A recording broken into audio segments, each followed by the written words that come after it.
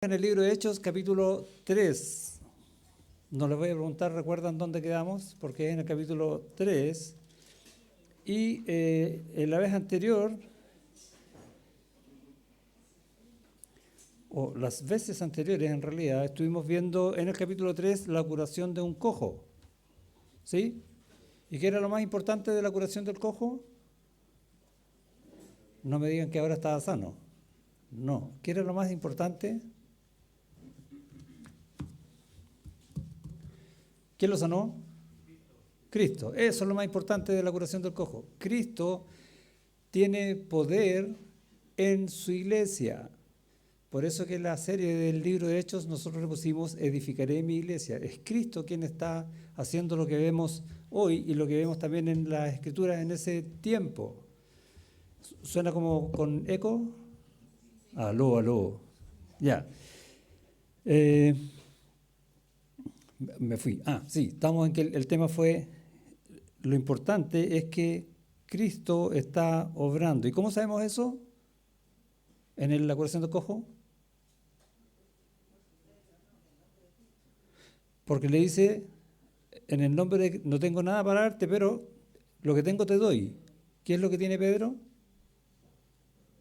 Hechos 1:8. ¿Qué dice Hechos 1:8? El poder del Espíritu. Recibiréis poder cuando haya venido sobre vosotros el Espíritu Santo. ¿Sí? Entonces, ¿qué pasó ahí? Cristo obra por medio del Espíritu con poder usando a Pedro. ¿Podía haber usado a Juan que iba también con Pedro? Perfectamente. El Señor hace las cosas como Él quiere siempre tiene un propósito, ¿no? Para manifestarse, para mostrar su gloria, para mostrar su amor, para que la gente se vuelva a Él, porque solo Él es Dios. ¿Estamos? Y el versículo clímax que resume lo que está pasando aquí es el versículo 16 en el capítulo 3 y dice, ¿qué está haciendo Pedro ahí? Está predicando a los judíos, ¿cierto? Y dice, y por la fe en su nombre, a este cojo, que vosotros veis y conocéis, y la idea de que vosotros veis y conocéis es que es algo que no pueden negar porque están viendo, y conocéis, sabían que era cojo de nacimiento y que tenía 40 años, eso va a salir más adelante, le ha confirmado su nombre. ¿Qué quiere decir le ha confirmado su nombre? ¿Qué necesitaban los judíos para creer? Aparte de la fe, ver. Ellos necesitaban que la palabra fuera ratificada por algún hecho. Eso necesitaban los judíos. Por eso que vamos a ver al principio milagros. Por eso que hoy día no hay milagros. O milagreros, como quiera ponerle. En ese tiempo los apóstoles van a hacer milagros. No porque los apóstoles se les ocurra. De hecho, si lo piensan, Pedro y Juan cuando salen y van a la hora de la oración al templo, iban pensando, oye, cuando encontremos con el cojo ahí, le mandáis y lo paramos, ¿sí o no? Iban pensando eso, ¿no? No tenían idea de lo que iba a pasar de esto. Es Dios el que obra. De manera que uno no sabe, pero usándolo a uno, por lo tanto, como yo no sé cuándo me va a usar, ¿cómo tiene que estar mi corazón con respecto al Señor? ¿Cuándo? Todo el tiempo, ¿no? Pegado al Señor, pensando en el Señor, glorificando al Señor. Esa es la idea. Probablemente no siempre esté de esa manera, pero tengo que pensar, orar, buscar en las Escrituras todo aquello que me lleva al Señor para que esa sea, en general o en promedio, mi vida. A este que vosotros veis y conocéis le ha confirmado su nombre. Y esta es la idea. Cristo se mostró por medio de este acto a los judíos que estaban ahí. Y la fe que es por él, ¿cuál fe? En Cristo. Ha dado a esta completa sanidad en presencia de todos vosotros. Ese es como, por decirlo, el versículo clímax del texto de esta predicación. Contexto. Estamos en la segunda predicación de Pedro. No sé cuántos días después de la primera, no dice en qué tiempo fue exacto, pero es segunda vez que Pedro va a predicar a ¿quién? Pueden decirme al pueblo, yo le voy a decir sí al pueblo. También pueden decirme a los israelitas, y yo le voy a decir sí a los israelitas. ¿Qué dice el versículo 12? Viendo esto, Pedro respondió al pueblo, varones israelitas, al pueblo judío, para resumirlo. ¿Y cómo era predicar a los judíos en ese tiempo? No solamente era difícil, sino que también era peligroso. Quizás más que difícil, era peligroso. ¿Por qué? ¿Quién había predicado antes que Pedro por 3 años y fracción? Jesucristo. ¿Y cómo terminó Jesucristo? Y él se los dice, ¿no? A este ustedes lo mataron.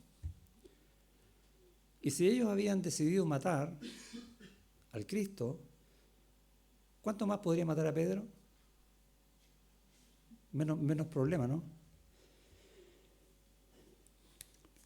Primero, Pedro predica a Jesucristo como Dios. Los versículos 13, vamos a hacer un breve repaso para tener el contexto. Versículos 13, el Dios de Abraham, de Isaac y de Jacob, el Dios de nuestros padres, ¿qué le está diciendo? El Dios que el pueblo judío cree. ¿Sí o no? Porque esta expresión, el Dios de Abraham, de Isaac y de Jacob, viene desde el principio. Era lo que los judíos creían. Dice, este Dios ha glorificado a su Hijo Jesús. ¿Y qué dijo ahí? Aparte de que ha glorificado a su Hijo Jesús. ¿Cómo era el entendimiento de los hebreos en cuanto a alguien que decía, este es el hijo de? Les voy a dar un ejemplo. Bartimeo, ¿se acuerdan de Bartimeo? Está en la salida de Jericó y viene Jesús y Bartimeo era ciego, así que yo no puedo decir y Bartimeo ve a Jesús, no lo ve. Pero sabe que viene Jesús. ¿Y cómo lo llama? Jesús, hijo de David. ¿Quién era el padre de Jesús? José. ¿Y qué tiene que ver David? Que David, 1000 años antes, en David se le había dado el pacto del reino eterno. En David viene el rey eterno. Y cuando Bartimeo le dice, hijo de David, ¿qué le está diciendo Jesús? Tú eres el rey eterno. Es así de fuerte la expresión. Por lo tanto, cuando Pedro acá dice, el Dios de Abraham, de Isaac y de Jacob, ha glorificado a su Hijo Jesús. ¿Qué está diciendo de Jesús? Que es Dios. ¿Se da cuenta que está predicando a Jesús como Dios? Luego dice,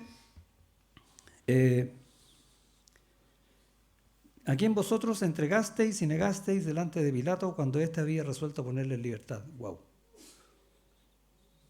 Se fueron en contra de Dios. ¿Hay gente que está en contra de Dios o no? Como casi todo el mundo. O sea, nada raro. Pero sí, terrible, ¿no? En Isaías 43, 15, hoy día vamos a hacer otro ejercicio bíblico. Dice, está dando una profecía donde Dios se da a conocer a Israel por todo lo que Él va a hacer a la vuelta del cautiverio de Babilonia. Y dice, yo Jehová, está hablando Dios, santo vuestro. ¿Quién es Dios? ¿Cómo se describe a sí mismo? Santo, ¿sí? Él es el santo. Luego dice, creador de Israel. Él es el que crea, Él es el autor de la vida. 15. Vuestro rey. Así se describe Dios a sí mismo. ¿Y qué vemos aquí en el versículo, en Hechos 3, cuando dice 14, mas vosotros negasteis al santo y al justo? ¿Por qué les aparece a ustedes con mayúscula en la Biblia? Porque está haciendo referencia a Dios. ¿Quién es santo? ¿Quién es santo y sin pecado? Si no solo Dios. ¿Quién es realmente justo, recto en todo, si no solo Dios? ¿Se dan cuenta? Está predicando a Dios en el nombre de Jesús. Bueno, hay más textos en el Antiguo Testamento que hablan de esto mismo. Segundo, les dice que desecharon al Mesías, a su propia salvación. O sea, ese día de la cruz, cuando el pueblo clamaba, crucifícalo, dieron su última palabra. ¿Cuál es la última palabra del pueblo? No queremos el Mesías. Mátenlo. Y fue lo que hicieron. ¿Y 3 días después qué pasó? Resucitó. Y esa es la última palabra de Dios. Ha resucitado de entre los muertos para dar vida y vida eterna. ¡Wow! Gracias al Señor por eso, ¿no? Y tercero, de esto dentro del contexto, que está diciendo Pedro que no son las personas las que hacen los milagros, es Dios usando a las personas. Sino, o sea, no es la persona, sino el poderoso nombre de Jesús. Juan 16, 23. Y Jesús lo dijo antes. Él dijo que iba a ser así como iba a usar la iglesia. Y dice en Juan 16, 23, en aquel día no me preguntaréis nada. ¿Qué día? Estamos en el día, ¿no?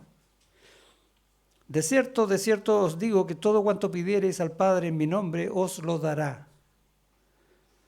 ¿Se dan cuenta de la magnitud de la promesa, no? ¿En qué tenemos que pedir al Padre? En Cristo. ¿Por qué? Porque es el que tiene poder. Él es el que obra en poder por medio de nosotros. Por lo tanto, cuando nosotros oramos, ¿se han fijado que siempre oramos y al final decimos en el nombre de Jesús? ¿Por qué? Porque ese es el nombre, sobre todo nombre. Ese es el nombre que tiene autoridad, ese es el nombre que tiene poder. Y Pedro en esta predicación ya lo está enseñando porque Jesús se los dijo. O Segunda a los Corintios, capítulo 5, versículo 20, para llevarlo a nuestros días. Pablo ahora está enseñando a la iglesia que nosotros somos, ¿qué dice en el versículo 20? Así que somos embajadores, ¿qué más dice? En nombre de Cristo. Y ahí está otra vez, ¿no? No porque nosotros seamos algo. Es Cristo en nosotros, Cristo en su iglesia. La iglesia es de Él, no es nuestra. Yo soy de Él, no soy mío. Somos en su nombre, embajadores en su nombre. O sea, nosotros representamos a Cristo aquí. ¿Sabes qué significa eso, no? Pregúntate cómo está tu vida representando a Cristo aquí. Porque eso es lo que significa. Como si Dios rogase por medio de nosotros. No es que Dios esté rogando, nosotros actuamos como que si fuera así. ¿Sí? Os rogamos, y esto es lo que tenemos que hacer nosotros, en nombre de Cristo, y lo repite, reconciliaos con Dios. Tenemos que mostrar a Cristo al mundo, tenemos que mostrar cada uno a Cristo el uno al otro. Es lo que Pedro está haciendo a los judíos. Que dije al principio, oye, es una predicación peligrosa. ¿Pero qué es el peligro al lado del poder de Dios? Eso es lo que está haciendo Pedro y nos está de alguna manera enseñando esta verdad. Versículo 19, quedamos en el 18, donde Dios había dicho por los profetas que el Cristo había de padecer. Y recordamos la clase anterior que nos llevaron allá a Isaías 53, por ejemplo, donde se narra la muerte de Cristo, Salmo capítulo 2, Salmo capítulo 22, etc. Hay muchos salmos que hablan y textos que hablan de esto, con detalle. Y teniendo entonces este contexto, llegamos al así que, versículo 19, así que ¿qué? Dado todo lo que Dios ha hecho desde el principio, dada la obra de Cristo en la cruz, pero por sobre todas las cosas, hoy, dado el poder de Cristo obrando en su iglesia, ¿sí? Arrepentidos y convertidos. Y ahí está la instrucción de parte de Dios. ¿Por qué? ¿Qué dice Filipenses 2:9?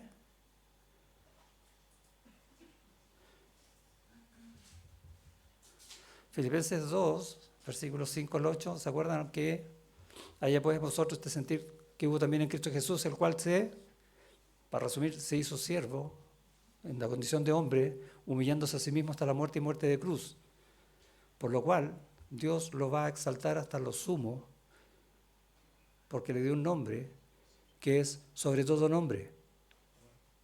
Eso es lo que está sucediendo aquí y eso es lo que sucede hoy en la iglesia, o debería. ¿Y qué va a pasar con ese nombre que es sobre todo nombre? Que toda rodilla va a reconocer que Él es el Señor.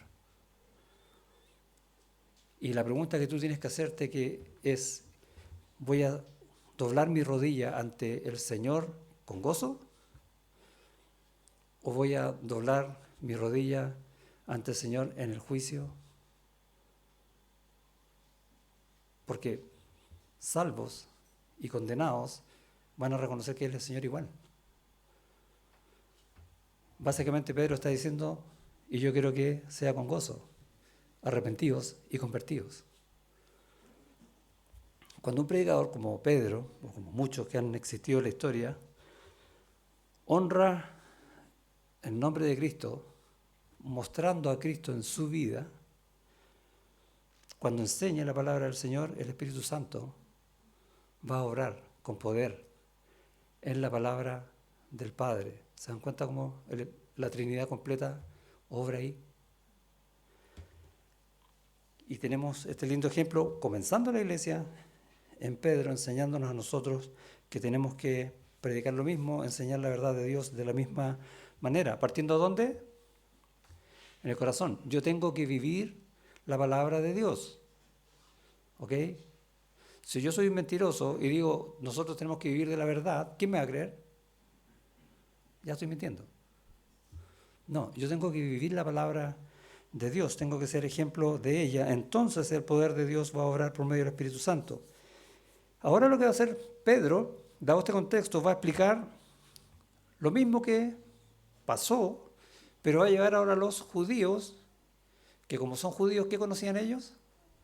El Antiguo Testamento. Y les va a explicar desde el Antiguo Testamento esta misma verdad. Y lo primero que les va a decir es, y tengo un versículo acá, en Jeremías,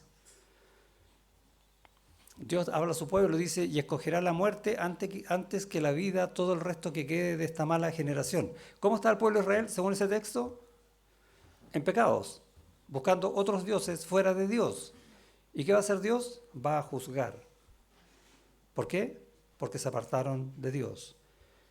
En todos los lugares a donde arroje yo a los que queden, dice Jehová de los ejércitos, les dirás, y le dice al profeta, asimismo, así ha dicho Jehová, esta es palabra de Dios, el que cae no se levanta. O dicho de otra manera, si tú estás en pecado, ¿vas a seguir en tus pecados y no vas a arrepentirte? El que se desvía no vuelve al camino, y ahí está la idea del arrepentimiento, ¿no? ¿Cuánto dolor hay en esa condenación?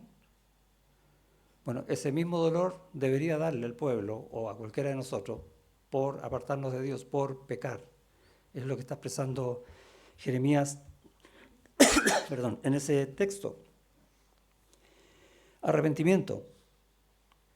Así que, dice Pedro, arrepentidos y convertidos para que sean borrados vuestros pecados. Qué obra más linda hace el Señor, ¿no? Cuando tú confiesas tu pecado arrepentido al Señor, ¿qué hace el Señor? Lo borra. Aquí no hubo pecado. No te lo va a cobrar. Hay bendición más grande que esa, ¿no? Porque si el Señor te cobra el pecado, ¿qué pasa? ¿Cuál es la paga del pecado?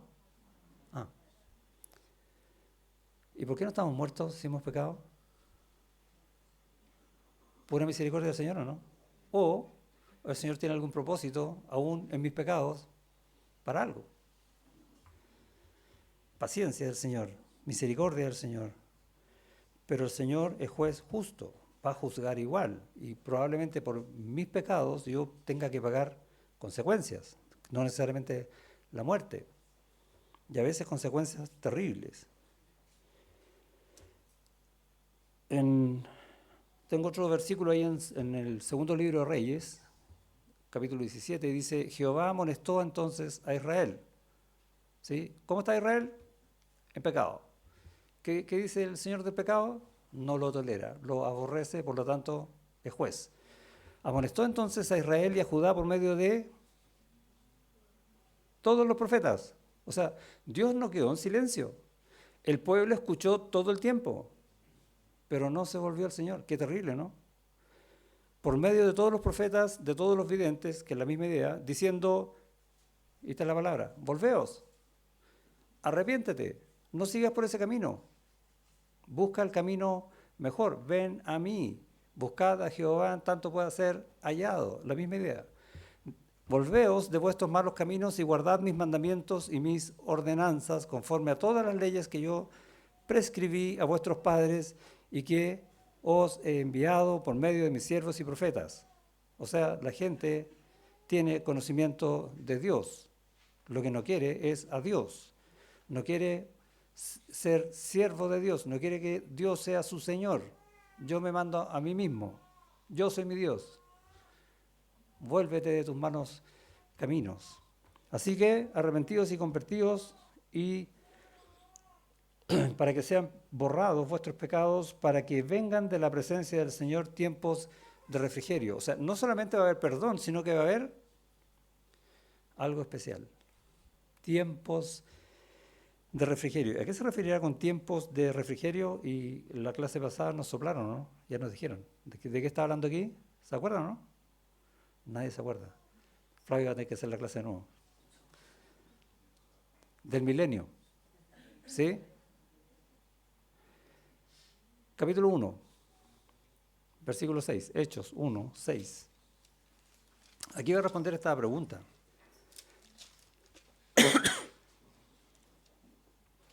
Está el Señor, el Mesías, con sus discípulos, ¿sí?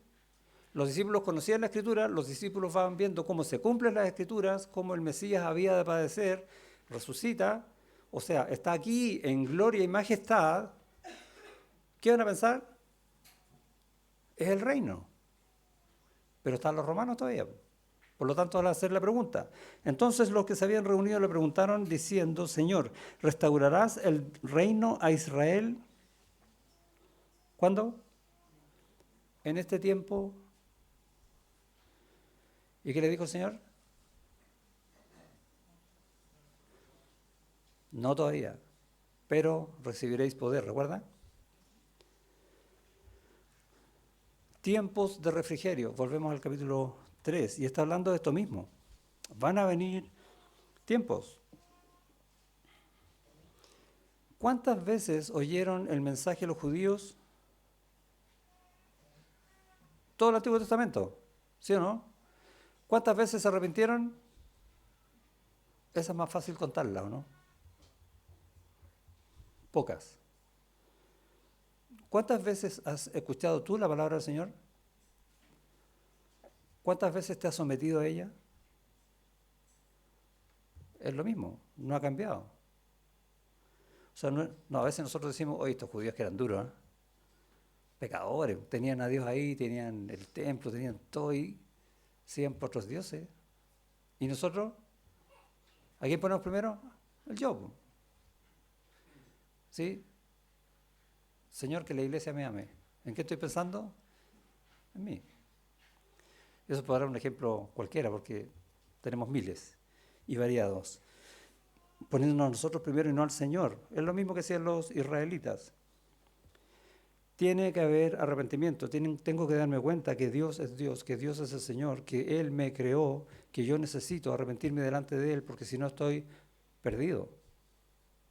Como los que estaban en la cruz, crucificando al Señor, matándolo, tratando de deshacerse de Él. De la misma manera. Tú dices, ¡ay, qué terrible cómo están ellos en la cruz!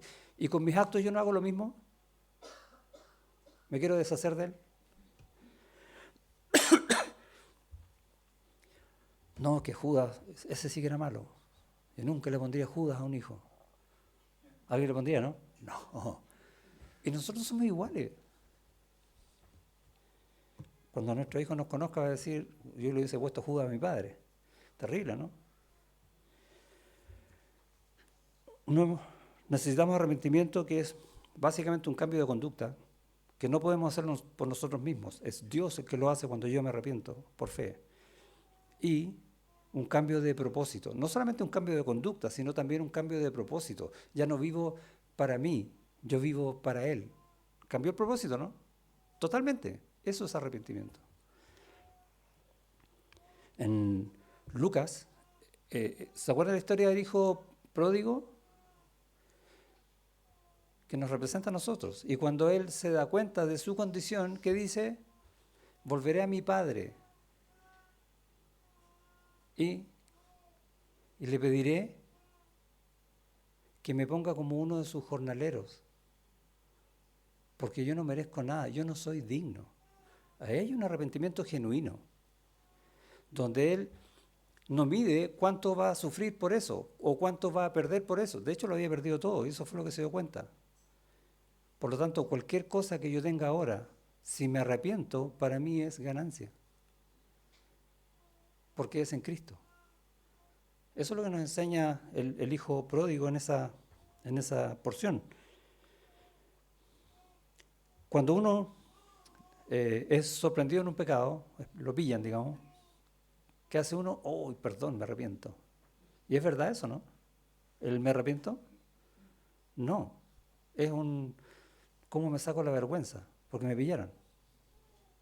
Pero no hay arrepentimiento, porque lo más probable es que vuelva a pecar de la misma manera otra vez, y hasta con la misma persona. Si el pecado o pecar contra otro no te duele, no hay arrepentimiento. Si no estás dispuesto a pagar el costo que sea por lo que hiciste, no hay arrepentimiento. Pues si pienso ya, ok, pequé, pero ojalá no pase tanto. Y hemos pensado eso un montón de veces, ¿no? Ojalá el hermano me perdone luego para que las cosas vuelvan como estaban antes. Y empezamos a calcular, ¿no? ¿Cuánto te das tú? ¿Cuánto me doy yo? No, eso no es arrepentimiento. Tiempos de refrigerio. ¿Qué le dije yo que era? El milenio. ¿Dónde vemos eso? Romanos 11, vayamos para allá.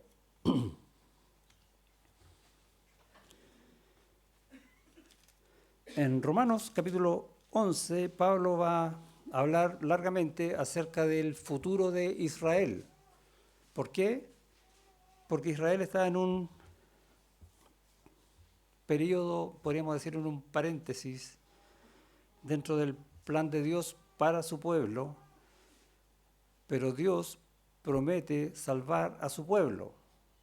¿Cuándo? Romanos 11, versículo 26. O si quieres, al final del 25. Bueno, leemos el 25. Porque no quiero, hermanos, que ignoréis este misterio. ¿Sí? Aquí va a revelar una verdad de Dios. Para que no seáis arrogantes en cuanto a vosotros mismos. Le está hablando a la iglesia. Que ha acontecido a Israel endurecimiento en parte. Esto es lo que le explicaba yo del paréntesis, ¿no? Hasta que, y aquí va a poner la fecha, haya entrado la plenitud de los gentiles. O dicho de otra manera, hasta que el último creyente de la iglesia sea salvo. ¿Cuándo va a ser eso? No tenemos idea. Esa es la fecha que no sabemos. Pero está escrito. Alguien me preguntaba, ¿y cómo sabemos cuáles son los últimos tiempos? ¿Qué tiene que pasar? ¿Qué fechas hay? ¿Qué algo? ¿Tiene que ocurrir algo? En realidad no hay ninguna profecía. ¿Cuándo va a ser? Cuando Dios quiera y salve al último de su iglesia. ¿Se acabó la salvación ahí? No. La iglesia va a ser raptada y va a comenzar un periodo que se llama la tribulación. Y en ese periodo de tribulación, Dios va a salvar a muchos de su pueblo. De hecho, va a salvar a la nación de Israel. Nación de Israel. No a algunos, va a cumplir lo que dijo desde el principio. Acá, versículo 26. Y luego todo Israel será salvo. ¿Ok? ¿Cuándo es el luego? Durante la tribulación, que va a terminar con la segunda venida de Cristo. ¿Cuáles son los tiempos de refrigerio? Estos. Vendrá de Sión el libertador que apartará de Jacob la impiedad. ¿Qué está diciendo? Que viene Cristo por segunda vez y va a condenar a los pecadores y dejarse para sí a los creyentes. ¿De dónde? De Israel. ¿Les suena eso en alguna parte? ¿Lo han escuchado? ¿Lo han leído por ahí por el Antiguo Testamento? 27. Y este será mi pacto con ellos. Ahora les suena, ¿no? Ah, yo he leído algo del nuevo pacto. Eso es, se está cumpliendo el nuevo pacto. Cuando yo quite sus pecados, básicamente está diciendo que todos aquellos que entren al reino milenial van a entrar sin pecado. ¿Cómo va a hacer eso? ¿Todo el mundo sin pecado? ¡Wow! No logramos imaginarnos, ¿no? Y va a ser un reino aquí, literal, aquí en la tierra, y que va a durar justamente 1000 años. Hay muchos pasajes en el Antiguo Testamento que hablan de esto. Por ejemplo, Isaías 11, no voy a leer todo el pasaje completo porque es largo, por razones de tiempo, pero quiero que entiendan una cosa aquí interesante. Isaías 11 comienza diciendo, saldrá una vara del tronco de Isaí. Isaí es el papá de David. Por lo tanto, alguien que viene de David. ¿Quién es? Jesucristo. ¿Ya? Un vástago retoñará de sus raíces y reposará sobre él el Espíritu, y empieza a hablar 7 características del Espíritu. En el fondo está diciendo lleno del Espíritu Santo. 3, y le hará entender diligente el temor de Jehová, no juzgará según la vista de sus ojos. A ver, no viene a juzgar, ni arguirá por lo que oigan sus oídos, sino que juzgará con justicia a los pobres de espíritu y arguirá con equidad por los mansos de la tierra. ¿De qué está hablando?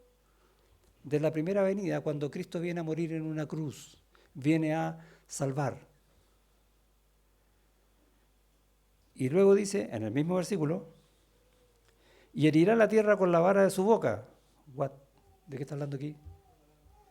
Segunda venida. Los judíos no podían diferenciar entre una y otra. Por eso que preguntaban, ¿restaurarás Israel en este tiempo? Y con el espíritu de sus labios matará al impío. Pues vamos a Hechos. Y tenemos textos que están hablando de este tiempo. Y la segunda venida del Señor va a ser una venida de juicio. Y va a haber un reino milenial donde va a reinar con vara de justicia. ¿Con quién va a reinar el Señor? ¿Solo? Con la iglesia. Porque va a haber una boda entre la iglesia y el Cordero. O el Cordero y la iglesia, mejor dicho.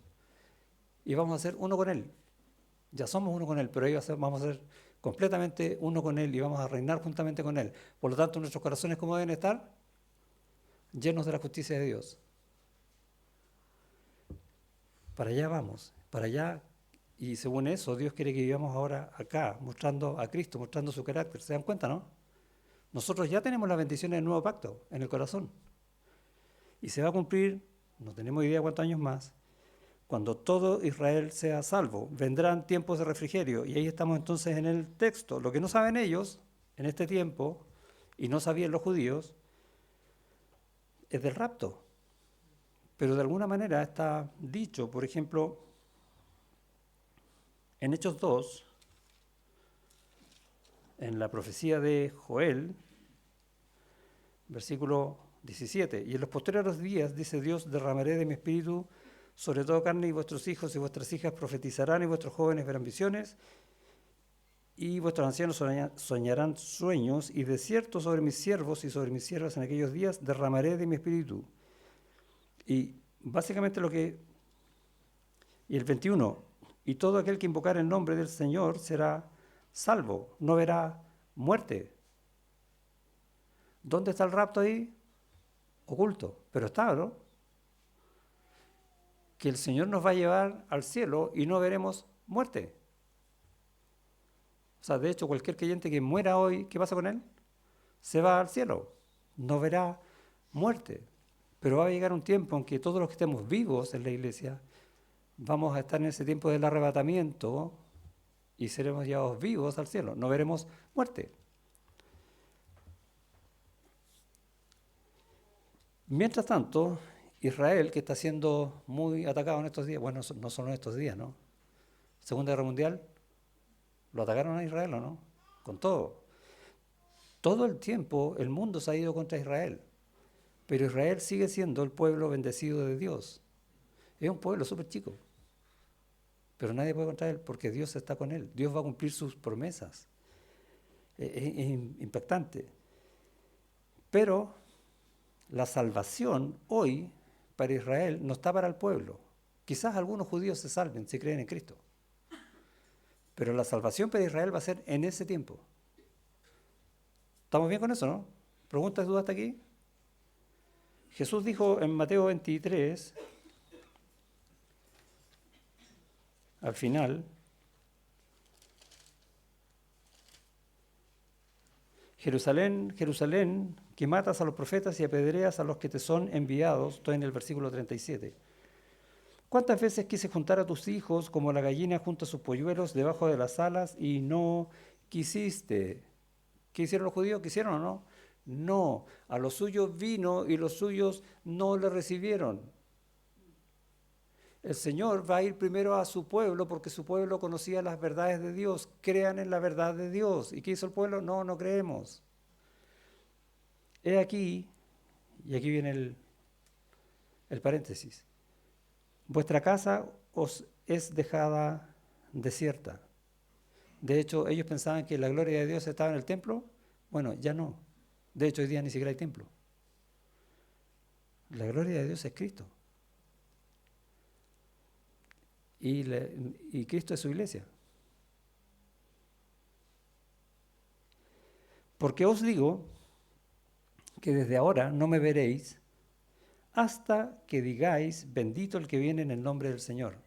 Bendito el que viene en el futuro. ¿Cuándo viene? Segunda venida, lo está anunciando. Mientras Jerusalén va a estar en un paréntesis, pero luego todo Israel será salvo. Dios va a cumplir su pacto, de la misma manera en que Dios, cuando Israel estaba en Egipto esclavo, ¿se acuerdan, no? Los llevaré a la tierra prometida. ¿Lo hizo, no? Sí. Y esa es una figura de lo que Dios hace con nosotros cuando somos esclavos del pecado. Viene Cristo y nos lleva al reposo del Señor. Eso aparecía en Hebreos capítulo 3, que es la figura de la tierra prometida para nosotros, un descanso espiritual, vida eterna. La profecía de Joel, que tiene que ver con el reino de los 2000 años, dice: tierra, no temas, alégrate, gózate, porque Jehová hará grandes cosas. ¿Cómo va a ser ese tiempo? De gozo. Y en los versículos 26 y 27 dice: comeréis hasta saciaros. Eso creí yo, no. Y alabaréis el nombre de Jehová vuestro Dios. ¿Cómo va a ser nuestra vida? Plena, en todo. El cual hizo maravillas con vosotros y nunca jamás será mi pueblo avergonzado. Nunca jamás. Dos palabras ahí. Énfasis. Y conoceréis que en medio de Israel estoy yo y que yo soy Jehová vuestro Dios y no hay otro y mi pueblo nunca jamás será avergonzado. Y la idea de conoceréis que yo soy Dios y que yo estoy con ustedes es que nadie va a necesitar predicar el Evangelio, porque todos conocerán al Señor. Así va a ser el milenio. Y luego dice: pondré mi espíritu en sus corazones. Lo que empieza a hablar Pedro en el primer discurso, haciendo referencia a este capítulo de Joel. Profetas, versículo 21. ¿A quién? Al Señor. De cierto es necesario que el cielo reciba. Él está en el cielo ahora, ¿sí?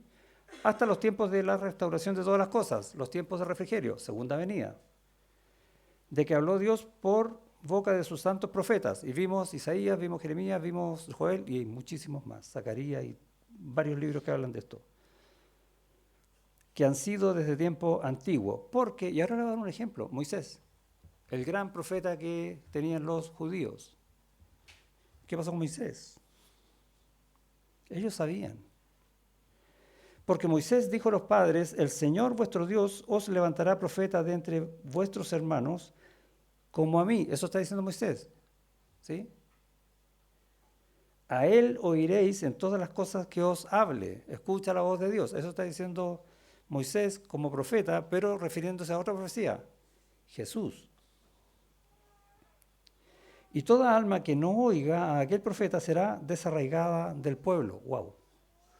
Si oyes a Cristo, conviértete a Cristo, arrepiéntete de tus pecados para que vengan tiempos de refrigerio. Si no, ¿qué dice? Serás desarraigado del pueblo. Y todos los profetas desde Samuel en adelante, cuantos han hablado, también han anunciado estos días. Está dando este ejemplo entonces de Moisés y en Juan 1, 21. ¿Se acuerdan cuando le preguntan a Juan el Bautista quién es él? Y ellos sabían de este profeta, que venía este profeta. Y dice, y le preguntaron al Bautista, ¿qué pues? ¿Eres tú Elías? Dijo, no soy. Y miren lo que preguntan ahora, ¿eres tú profeta? ¿Eres tú ese? Y respondió, no. El tiempo todavía no había llegado.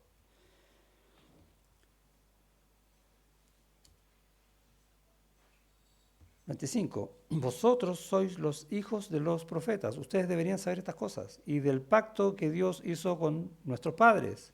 Hay un nuevo pacto. Viene Jesús por segunda vez diciendo, Abraham, en tu simiente serán benditas todas las familias de la tierra. ¿Quién es tu simiente? ¿Cómo empieza el libro de Mateo?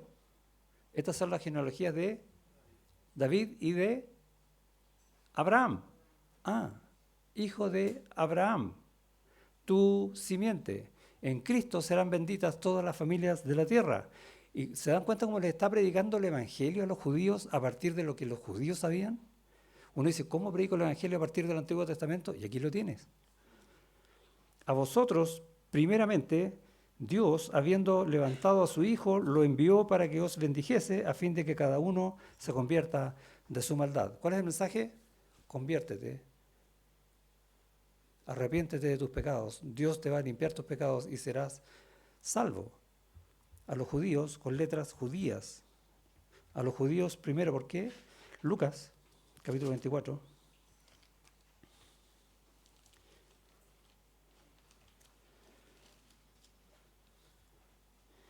Versículo 47. Las instrucciones que dejó Jesús a la iglesia y que se predicase en su nombre, en el nombre de Jesús, el arrepentimiento y el perdón de pecados. ¿Qué está haciendo Pedro? Eso mismo. ¿Qué estamos haciendo nosotros? Deberíamos estar haciendo eso mismo. En todas las naciones, comenzando desde Jerusalén. Y eso es lo que está haciendo Pedro, comenzando por los judíos. Y en el capítulo 4 dice, hablando ellos al pueblo, estaban en esto, vinieron sobre ellos los sacerdotes. ¿Se acuerda que la predicación era peligrosa? Y aquí viene el primer problema. El primer, podríamos decirlo así, atentado contra la iglesia. Viene de fuera, viene de los judíos. Con el jefe de la guardia del templo y los saduceos. De la misma manera que fueron contra Jesús, ¿recuerda, no? Resentidos de que enseñasen al pueblo y anunciasen en Jesús, eso es clave, en Jesús, la resurrección de entre los muertos, que enseñasen en su nombre. Y varias veces va a repetir Lucas esto en el libro de Hechos. Y les echaron mano y los pusieron en la cárcel hasta el día siguiente porque ya era tarde. Lo mismo que hicieron con Jesús, lo están haciendo con su iglesia. ¿Les suena raro, no? En el mundo tendréis aflicción, pero confiad, yo he vencido el mundo. Y ustedes serán perseguidos por causa de mi nombre. Jesús lo dijo. Y va a ser así, y es así. 4. Pero muchos, y este es el versículo tremendo, y con este quiero terminar. Pero muchos de los que habían oído la palabra creyeron y el número de varones era como 5,000. Wow. Hay poder en la palabra de Dios, ¿no? Hay poder en la predicación cuando el predicador está viviendo la palabra del Señor. Es tremendo. ¿Es difícil predicar? No tanto. Cuando uno lee, o sea, estoy pensando intelectualmente, cuando uno lee la palabra de Dios y lee predicaciones como esta, que incluso va a usar el Antiguo Testamento, uno se da cuenta como Dios habla de la salvación, como Dios habla de nuestra condición, como Dios habla de su poder y su amor todo el tiempo y muestra cuál es tu necesidad. Convertíos y arrepentidos para que sean borrados vuestros pecados. ¿Dudas, preguntas, consultas? ¿Estamos todos bien hasta aquí? Yo pensé que iban a preguntar más, sobre todo el milenio y cosas así, pero bueno. Niños, ¿cómo les fue? Jóvenes. Vamos a orar entonces. Gracias, Señor, te damos por tu palabra, gracias por esas prédicas, esas enseñanzas que tú muestras en tu palabra, que nos ponen de alguna manera en el lugar donde deberíamos estar. Gracias por siervos como Pedro y como tantos otros que vemos en las Escrituras, a través de los cuales nosotros podemos ponernos en su lugar y decir, Señor, úsame. No importa las consecuencias, no importa cuánta aflicción pueda vivir, porque todo lo que uno está haciendo en tu nombre, hoy, en la tierra, tiene poder, tiene propósito, tiene salvación. Y eso es lo que te rogamos, Señor, que nos uses en el nombre de Jesús. Amén. Pasemos entonces al... no, por los alimentos. Y por los alimentos, ya. Al tiempo de...